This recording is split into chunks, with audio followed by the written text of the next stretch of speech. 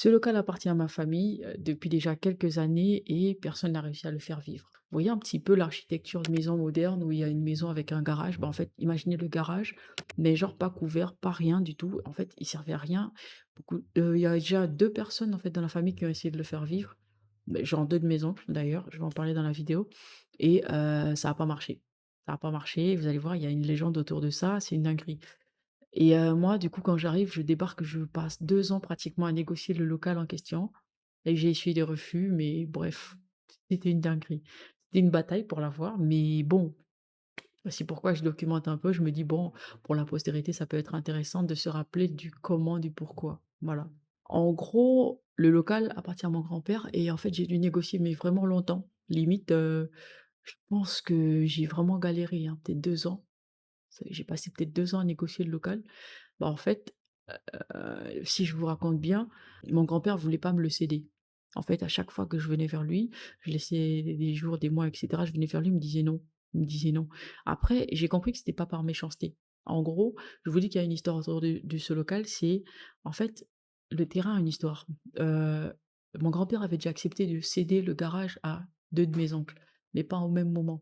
Bon, l'histoire est un peu triste parce que le premier, bah, en fait, David, lui, le maestro, lui, en fait, il a été, le premier à avoir eu l'autorisation d'utiliser le local. Du coup, il voulait faire une salle de musique, mais malheureusement, il est tombé malade très tôt. Il n'a pas eu le temps de finir. Du coup, bah, en fait, je saurais même plus, je sais pas si je peux retrouver des vestiges du passé, des photos et tout ça, pour vous édifier cette partie-là parce que c'est assez triste. En gros, il a commencé à mettre, des murs, des rangées de briques et cetera, à rajouter. Bon, à l'époque aussi, il roulait pas sur l'or, mais au moins il a essayé de faire quelque chose pour sa salle de musique et malheureusement, il n'a pas pu finir. Comme je disais, il est tombé malade et il est décédé par la suite. Donc maestro, dédicace à toi, où que tu te trouves et j'espère que voilà, que ça va dans le sens un peu c'est peut-être pas de la musique, mais j'espère que l'utilisation que j'en ferai, ça ira pour lui en vrai, parce qu'en vrai, c'est le premier. Et quand il a montré, moi, en fait, j'étais encore très jeune, je comprenais pas trop, mais je voyais un petit peu le local, je me disais: «Ah ouais, c'est vrai». C'est vrai que le local, c'était un garage, il servait à rien et tout, c'était limite, ça devenait un dépotoir, en fait, mais bon.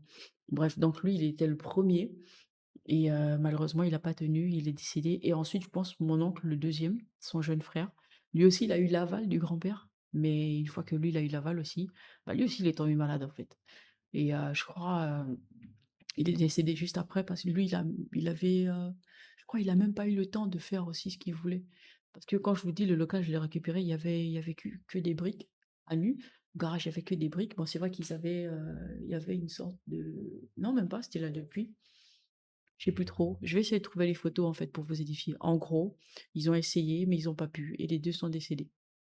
Et à un moment, vu que leurs projets ont pas vu le jour, bah, en fait, le truc, il est resté à l'abandon et quand j'ai demandé à mon tour, c'était un peu compliqué. Je pense que inconsciemment, mon grand-père, émotionnellement parlant, il était un peu touché de ce truc-là parce il se rappelle de l'histoire. Lui, c'est quelqu'un, il extériorise rien du tout, il est très, très il intériorise tout et du coup, bah, en fait, il m'a dit non à chaque fois, mais le jour où il m'a dit oui, en fait, j'étais choquée. Je pense qu'il en avait marre que je revienne à chaque fois et puis il se disait: «Bon, de toute façon, ça sert à rien» et peut-être qu'il a fait son deuil, je sais pas. Peut-être qu'il a réussi à faire son deuil après coup parce que quand même ça a mis des années pour qu'il accepte. Finalement, bah, j'ai insisté, j'ai demandé, pas tous les jours, je vais pas vous mentir, c'est du genre je viens aujourd'hui, je laisse passer 2 mois, 6 mois, je reviens, il me dit: «Non, je repars, je vais chercher ma vie, je sens que c'est chaud là-bas». Après je me rappelle: «Bon tiens, il y a un colocal, je viens, je redemande». Voilà, c'est un peu comme ça que j'ai fait. Donc du coup, le temps est passé, il a accepté et en fait, vu que, à chaque fois que quelqu'un a essayé de faire quelque chose dans ce local, ça a pas marché, moi j'ai pris peur en fait. Mais on va dire que j'ai pris mes bulls à 2 mains et puis j'y suis allée, franco. Bah, en fait, je vais pas vous mentir que c'était pas facile. Je vais essayer de fouiller dans mon Google Photos, je pense que je dois avoir les photos de l'époque et je vais essayer de vous montrer ça, à quoi ça ressemblait et du coup, voilà. Donc après avoir insisté pendant presque 2 ans avec mon grand-père, il a fini par dire: «Oui, vas-y, utilise-le». Il m'a juste demandé: «Tu veux faire quoi avec?» J'ai dit: «Je veux faire une salle informatique». J'ai pas précisé parce qu'à l'époque, en vrai, je voulais faire un cybercafé avec salle de jeu, genre en même temps, des consoles. J'avais un premier plan, je sais pas si je peux le retrouver, il était trop bien fait avec un site de 3D à l'époque sur les navigateurs et tout ça. C'était trop bien, c'était cocooning et tout, la terrasse. En fait, le plan, il était parfait. Mais comme on dit, entre ce qu'on propose et ce qu'on a, il y a voilà, il y a souvent un fossé. Donc voilà et une fois que j'ai eu l'accord, en fait, ma première bagarre, c'était le nettoyage. Le nettoyage, vraiment, c'était une bagarre. Imaginez un peu une pièce, un garage où, en fait, il y a rien du tout, walou, et les gens commencent à stocker des vieilles machines à laver cassées, des vieux frigos, du, je sais pas, un vieil aquarium, des vieilles pièces de voiture, des vieilles pièces de moteur, des vieux. En fait, il y avait des vieux de tout, des vieux meubles cassés. Et en plus, il n'y avait pas de toiture à l'époque. Donc, tout ce qui était là prenait l'eau. Et ça, pendant des années, imaginez 10 ans comme ça. Et imaginez ce que la nature fait, bah, elle reprend ses droits. La nature a tendance à reprendre ses droits, mais c'était une dinguerie. La première fois quand je rentre, quand il me dit: «Ouais, vas-y, prends-le», quand je rentre, les gars, c'est là que je me rends compte, en fait, que: «Ah mince, j'aurais peut-être pas dû finalement». Mais bon, j'avais déjà l'accord, je peux plus faire marche arrière, allez, j'assume. Mais j'assume. Mais genre, mais j'ai vraiment vu l'ampleur du nettoyage à ce niveau-là et c'était un peu compliqué parce que en vrai, vu que personne n'y croyait vraiment au projet, bah, en fait, j'étais plus, on va dire quoi? Vu que personne n'y croyait par rapport à l'histoire de la pièce et tout ça, en fait, il y a autour de moi, il y a des gens qui disaient: «Ouais, elle va rien faire». En fait, ils se disaient ça, tu vois? Je lisais ça dans ses yeux. Personne ne l'a dit ouvertement, mais je lisais ça dans leurs yeux. Du coup, moi, je suis quelqu'un d'assez obstiné quand je veux quelque chose, mais j'ai toujours été freinée depuis très jeune, donc en fait, moi, les gens me disaient à chaque fois: «J'étais têtue», donc j'ai gardé ça en tête et parfois même quand on me demande: «Pourquoi tu lâches pas l'affaire?» je dis juste: «Je suis têtue» et je dis pas: «Je suis obstinée». En fait, obstinée, c'est la première fois maintenant je me rends compte, c'est la première fois que je dis obstinée en parlant de moi-même. Moi, habituellement, j'écris même dans mon script là, j'ai écrit: «Je suis têtue» et j'ai écrit: «J'ai tenu tête, mais sinon je suis têtue». En fait, c'est une dinguerie. Waouh, je crois vraiment que j'évolue. Ça fait du bien. Du coup, j'ai commencé à nettoyer seule, vu que personne n'y croyait. Même, tellement personne n'y croyait que même mes petits frères, ils sont 3 normalement, même mes petits frères pour m'aider, bah, il fallait que je promette quelque chose. Du coup, j'ai commencé à nettoyer solo, comme j'ai pu. Parfois, mon neveu venait m'aider. Déjà, il était petit, mais il a compris que bon là, c'est la maman, il faut l'aider. Lui, il venait, mais mes petits frères, non. Moi, je kiffe mes petits frères, je les aime bien, tu vois, mais ah, c'est des casse-bonbons, je vais pas vous mentir, vraiment des casse-bonbons. C'est-à-dire, c'est difficile de les voir vous aider sur un projet s'ils ont rien à gagner. Il y a un, parfois, il peut sortir du lot, mais lui aussi, quand ses humeurs montent là, ah Seigneur, en tout cas, ils se reconnaîtront. Si jamais ils tombent sur cette vidéo un jour, ils se reconnaîtront. Je dis que la vérité. Donc, c'est un peu ça. Je me suis entêtée et bah, en fait, j'ai fait l'essentiel seule, voilà. Je voulais documenter ça, parce que je sais qu'à partir d'un certain âge, même moi, j'aurais oublié tout ça, mais la chronologie, je veux la garder. Peut-être qu'elle est un peu brute, peut-être qu'elle est pas bien ordonnée, organisée, tout ça, on verra avec le temps. Mais je me dis: «C'est bien de documenter pour vous, pour moi d'abord, pour la postérité, pour vous et au moins vous saurez où je vais, d'où je viens et où je vais». Voilà.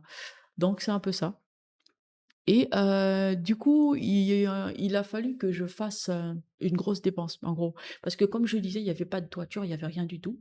Du coup, ma première grosse dépense, bah, elle m'a coûté vraiment cher. Émotionnellement parlant, elle m'a coûté des années de travail. Parce qu'il fallait poser la toiture, en fait, et j'avais pas un rond à l'époque, mais sans argent pour ça, bah, j'ai dû prendre la décision la plus douloureuse de mon existence sur les réseaux sociaux. Et là, je pense que quelques-uns ont commencé à comprendre. En fait, j'avais pas d'argent, j'ai dû vendre mon PC gamer. J'ai vendu mon PC gamer. Celui-ci. Normalement, si vous allez sur cette chaîne, vous allez voir l'évolution de mon PC. Mais en fait, voilà ce qui s'est passé. Le PC, le dernier que j'ai eu, je l'ai vendu pour fermer la toiture et bah, c'est vrai que j'ai un peu bourlingué avec le reste des sous parce que si normalement j'étais focus et que j'avais gardé tout l'argent pour le local, on serait pas là. J'aurais bien fait évoluer les trucs. Mais c'est quand je vends le PC et que je commence à faire des investissements que je me rends compte que bah la construction, ça vaut pas un PC, quoi. Le PC gamer, ça m'a aidé, c'est vrai, mais c'était pas simple. Parce que, exemple, le PC, je crois, je l'ai vendu à 600 000, bien moins que son prix de vente par rapport au prix actuel ici, bon, au prix de l'époque ici, au Gabon, à Libreville. Je l'ai vendu à 600 000, un truc comme ça. Je sais plus si le frangin passe par là. Je donnerai pas son prénom parce que j'ai pas son aval pour parler de lui, mais voilà, c'est un gars, il fait informatique à la base Et il fait, là, en ce moment, il s'est lancé dans la création du jeu, donc ouais. Donc le frangin, je lui vends lui le PC et tout, bah, je me suis dit: «Bah, si c'est lui qui achète, le truc aura un sens», tu vois? Je pensais pas qu'il allait revendre, mais bref, j'ai même pas cherché à savoir l'historique du PC, s'il l'a encore ou quoi. Là, je tourne ma vidéo à chaud et je me dis: «Bon, il faut que je le documente», donc voilà, je suis là. Du coup, j'ai vendu le PC et bah, avec cet argent, j'ai pu avancer dans les travaux. J'ai appelé mon père. Donc, je vous ai dit, c'est la grande sœur de ma mère et son mari qui m'ont élevée. Donc oui, ce sont eux mes parents. J'ai appelé mon père. Je lui ai dit: «Là, écoute, j'ai besoin de toi, il faut que je fasse la toiture. Il faut que je fasse la toiture». Et là, il m'a aidé. Il m'a aidé de fou. On a pu couvrir la toiture et je vais pas vous mentir que, en fait, quand l'homme qui t'apprend tout vient te couvrir ta toiture, tu te dis: «Merde». Et puis je peux même pas lui filer des sous, genre je peux même pas le mettre à l'aise, lui offrir un billet d'avion, tu vois? Des trucs comme ça, moi ça m'énerve un peu, mais j'y pense très souvent, tu vois? Il est toujours là en train de me dépanner, il demande rien à personne, il emmerde pas, tu vois?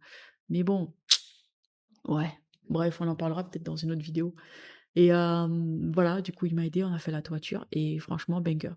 Donc dès que j'ai vu la toiture et tout, c'était couvert, je me suis dit: «Waouh, j'ai fait quelque chose de bien là». Et là j'étais fière. Sur le coup là, j'ai été fière de moi à un niveau où vous avez même pas idée. J'étais tellement fière que, bah, limite, tu pouvais même m'insulter, je m'en foutais. Ça, je calculais pas les gens qui me parlaient mal. À ce moment-là, j'étais juste en train de me dire: «Waouh, j'ai réussi mon local, c'est bon». Parce que en vrai, même si c'était juste là, c'est propre. C'était des murs tout nus, c'était sombre parce que, bah, en fait, il y avait pas de peinture pour réfléchir la couleur du jour qui rentrait par les portes et cetera. Donc c'était tellement sombre, mais c'était à moi et c'était fait. Et du coup, certes, j'avais la ring light pour m'éclairer et tout, mais bon, faut pas suivre. Je me suis dit: «Maintenant que c'est là, je fais quoi?» Parce que en fait, il faut pas vous mentir que dès que la toiture a été finie, bah, en fait, il y avait plus d'argent déjà. J'avais déjà plus d'argent. Donc une fois que la toiture est finie, j'ai plus d'argent, je me dis: «Bon, comment je fais? Qu'est-ce que je fais?» Et là, j'ai commencé à réfléchir un petit peu sur la suite, il faut de l'électricité, il faut, même si le toit, il faut de l'électricité, il faut que ça vive, en fait. Il faut le sol, il faut le refaire parce qu'il y avait déjà une sorte de réagréage, mais avec le temps, l'humidité et tout ça, il était complètement foutu. Donc il fallait refaire tout ça et tout. Le local qui m'a coûté 2 ans de patience et mon PC gamer, il est à moi maintenant avec une toiture et je peux l'utiliser, même si j'ai pas de porte et fenêtre, il y avait toujours une strate. Tout comme, quand on est arrivé d'ailleurs, pour ceux qui sont à Libreville, qui sont passés par là, je pense que vous comprendrez. En gros, quand tu construis un truc et que c'est à toi, tu peux vivre à l'intérieur même si tu as pas de porte ou de fenêtre. C'est vrai que c'est pas sécurisé sur le coup, mais ici, les armes à feu, c'est prohibé, c'est pas genre, tu vas pas en trouver partout. Donc, tout ce que tu as à faire, c'est utiliser des points de toc, des grosses planches bien dures, tu fermes ton local comme tu veux, c'est ce que j'ai fait. Et j'ai utilisé des points de toc, j'ai utilisé tout ce que j'ai trouvé comme contreplaqué, planche. À l'époque même, il y avait des trucs, ouais, ce que les gens font souvent pour, ils mettent des jantes avec une barre de fer pour, limiter les périmètres là-bas. Ça, j'en avais à disposition, donc avec les vieux congélateurs, j'ai fermé un petit peu la pièce et tout ça, donc ouais, c'était quand même sécurisé. Je pouvais aller venir parce qu'il y avait une porte secondaire qui m'emmenait dans la maison directement. J'étais pas obligée de sortir comme maintenant, parce que là, la porte, elle est condamnée, mais je vais en parler plus tard. Donc en gros, voilà un peu où est-ce qu'on se trouve à ce niveau de l'histoire. J'ai le local a une toiture, mais le local a des vieux murs tout des vieilles briques en fait, c'est des murs en briques qui datent de l'époque, donc pas de rien de beau en fait, juste le local brut, mais c'est à moi. Donc franchement à ce stade-là, j'étais vraiment voilà, j'étais vraiment bien dans ma tête, dans ma peau. Mais j'ai commencé à ce moment-là à avoir plus de questions, mais vraiment beaucoup plus de questions. Il fallait que je me pose des questions de dingue, il fallait que je trouve des strates, il fallait que je réfléchisse et du coup, il y a beaucoup de choses à dire par la suite, mais j'ai pas envie de faire une vidéo d'une heure, donc voilà.